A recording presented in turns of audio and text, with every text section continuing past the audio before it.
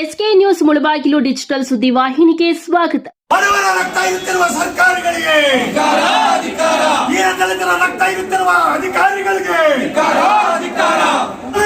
ತೊಲಗಿ ಅಧಿಕಾರಿಗಳೇ ತೊಲಗಿ ತೊಲಗಿ ಮುಳಬಾಗಿಲಿಂದ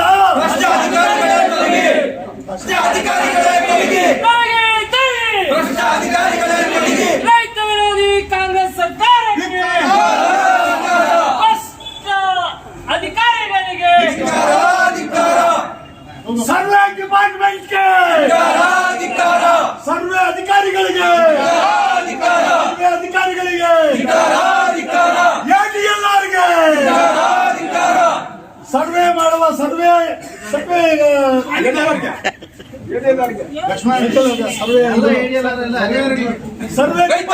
ಕಾಂಗ್ರೆಸ್ ಸರ್ಕಾರಕ್ಕೆ ಹಾಲಿನ ಬೆಲೆ ಕೊಡದೇ ಇರುವಂತ ಕಾಂಗ್ರೆಸ್ ಸರ್ಕಾರಕ್ಕೆ ಬಿತ್ತನೆ ಬೀಜ ಬೆಲೆ ಏರಿಕೆ ಮಾಡಿರುವ ಕಾಂಗ್ರೆಸ್ ಸರ್ಕಾರಕ್ಕೆ ಹಾಲಿನ ಬೆಲೆ ಕೊಡದೇ ಇರುವ ಕಾಂಗ್ರೆಸ್ ಸರ್ಕಾರಕ್ಕೆ ರೈತ ವಿರೋಧಿ ಕಾಂಗ್ರೆಸ್ ಸರ್ಕಾರಕ್ಕೆ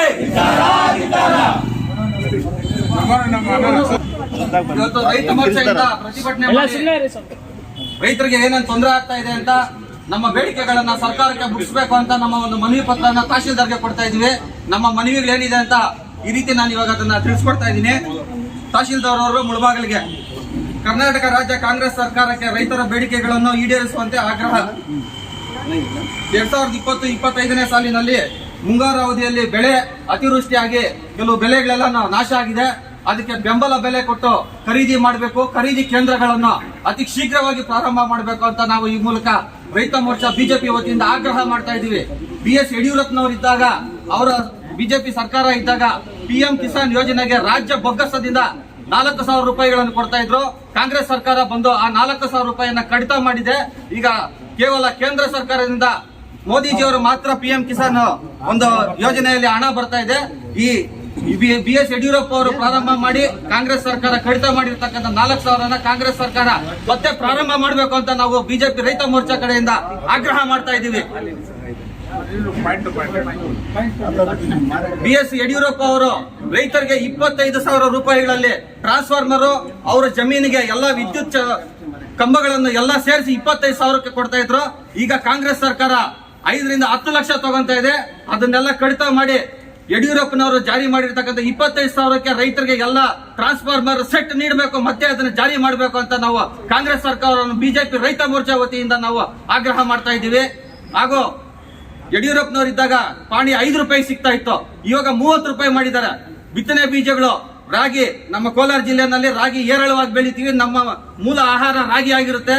ಅದು ಮೊದಲು ಯಡಿಯೂರಪ್ಪನವರು ಇದ್ದಾಗ 125 ರೂಪಾಯಿ 5 kg ಬಿತ್ತನೆ ಬೀಜ ಇತ್ತು, ಇವಾಗ ಅದು 250-300 ರೂಪಾಯಿ ಆಗಿದೆ.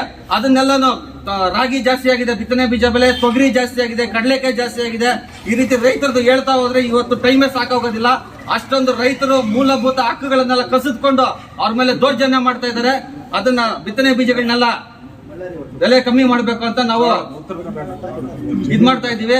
ಹಾಗೂ ಉತ್ತರ ಕರ್ನಾಟಕದಲ್ಲಿ ಜೋಳ ಬೀದಿನಲ್ಲಿ ಹಾಕಿ ನಮ್ಮ ರೈತರು ಪ್ರತಿಭಟನೆ ಮಾಡ್ತಾ ಇದ್ದಾರೆ. 15-16 ರೂಪಾಯಿ 1 kg, ಒಂದು ಕ್ವಿಂಟಾಲ್ಗೆ 1,500 ರೂಪಾಯಿ. 1,500 ರೂಪಾಯಿ ಅಂದ್ರೆ ಒಂದು ಮೂಟೆ DAP ಇವತ್ತು 1,350 ಇದೆ. ಕಾಂಪ್ಲೆಕ್ಸ್ 10-20 2,000 ರೂಪಾಯಿ ಟಚ್ ಆಗಿದೆ. ಮಹಾದನ್ ಗೊಬ್ಬರಗಳು 2,000 ರೂಪಾಯಿ ದಾಟ್ಬಿಟ್ಟಿದೆ. ಆ ಗೊಬ್ಬರಗಳನ್ನೆಲ್ಲ ಹಾಕಿ ಉತ್ತಮವಾಗಿ ಬೆಲೆ ಬೆಳೆದ ರೈತ ತೊಗರಿನ ಜೋಳನ ಬೀದಿನಲ್ಲಿ ಹಾಕಿ ಪ್ರತಿಭಟನೆ ಮಾಡ್ತಾ ಇದ್ದಾರೆ.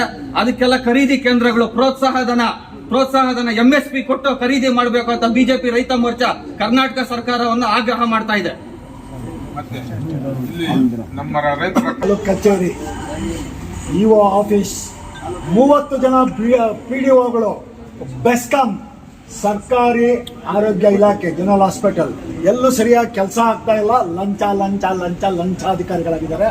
ಅವ್ರು ಇಲ್ಲಿಗೆ ಲಂಚ ಇಲ್ಲದೆ ಕೆಲಸ ಮಾಡೋದಿದ್ರೆ ಮಾಡಲಿ, ಈಗ ಮುಳಬಾಗಿಲು ಬಿಟ್ಟು ತೊಲಗಲಿ. ಮುಳಬಾಗಿಲಿಂದ ಲಂಚಾಧಿಕಾರಿಗಳೆಲ್ಲ ತೊಲಗಬೇಕು ಅಂತ ಕ್ವಿಟ್ ಇಂಡಿಯಾ ಕ್ವಿಟ್ ಮುಳಬಾಗಿಲು ಅಂತ ನಾವೊಂದು ಹೋರಾಟ ಮಾಡಿದ್ವಿ. ಎಚ್ಚರಿಕೆ ಗಂಟೆ ಇದಕ್ಕೆ ಮುಂದೆ ಇಲ್ಲಿ ಉಪವಾಸ ಸತ್ಯಾಗ್ರಹ ಮಾಡ್ತೀವಿ.